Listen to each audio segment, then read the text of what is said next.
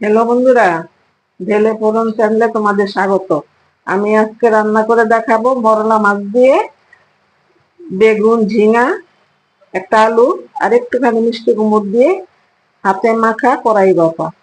তো দেখো, আমি এখানে দেখো সরু সরু করে আমি সব কেটে নিয়েছি। আর আর আমি এখানে দেখো মরলা মাছ কেটে দিয়ে রেখেছি। মাছটা আমি দিয়ে দেবো, কারণ আমি এখানে 150 গ্রামের মতো মরলা মাছ নিয়েছি।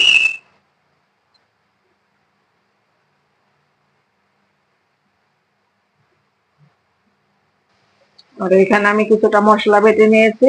এখানে তোমার 4টা শুকনো লঙ্কা, মিডিয়াম পেঁয়াজের হাফ পেঁয়াজ, 4 চামচের 1 চামচ জিরে, 1 চামচ ধনে আর কিছুটা কাঁচা লঙ্কা বেটে নিয়েছি। আমি এটা দিয়ে দেব। এবার দিয়ে দেব পরিমাণ মতো হলুদ, আর দেব পরিমাণ মতো লবণ। এবার আমি দিয়ে দেব পরিমাণ মতো সরষের তেল।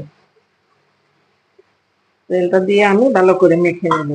আর আজকের এই রেসিপিটা তোমাদের যদি ভালো লাগে, আমার চ্যানেলটা সাবস্ক্রাইব করে আমার পাশে থেকো। পাশে থাকা বেল আইকনে ক্লিক করে দিও এরকম নতুন নতুন রেসিপি পাওয়ার জন্য। আর লাইক কমেন্ট করতে ভুলো না। আর এই মরলা মাছের হাতে মাখা করাই বা খেতে এতটাই টেস্টি হয়, তোমরা যদি একবার করো বারবার করতে ইচ্ছা করবে। আমি এবার ভালো করে মেখে তারপর তোমাদের দেখাচ্ছি। দেখো, আমি এই বাটিটা মশলা বাটিটা ধুয়ে অল্প একটু জল দিয়ে দিচ্ছি। আর কোনো জল আমি ব্যবহার করব না। এবার আমি গ্যাসের চুলায় আমি বসিয়ে দেব। দেখো, আমি উনানে বসিয়ে দিয়েছি। এবার আমি ঢাকা দিয়ে দেব। 10 মিনিটের মধ্যে আমি ঢাকা দিয়ে রেখে দেব। ফিরে এলাম 10 মিনিট পর। দেখো, ঢাকাটা খুলে একটুখানি উল্টিয়ে দেব। অনেকটা জল উঠে গেছে।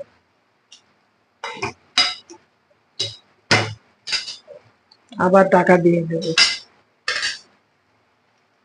ঢাকাটা দিয়ে উনানের আঁচটা আবার একটু বাড়িয়ে দেব।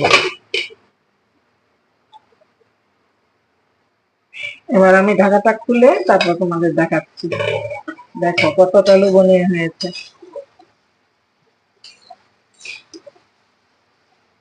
এই পর্যায়ে তোমরা ধনে পাতা থাকলে কিছুটা ধনে পাতা ছিটিয়ে দিবে, কারণ আমার ধনে পাতা নেই, আমি দিতে পারলাম না। ধনে পাতাটা দিলে কিন্তু টেস্টটা অনেকটাই বেড়ে যায়। আর তোমরা যদি এরকম ছোট মাছ দিয়ে এরকম হাতে মাখা কড়াই রাফা করো, আর কোনো কিছু করতে হবে না, শুধু এটা দিয়েই তোমরা ভাত খেয়ে নেবে। মানে এতটাই টেস্টি হয়।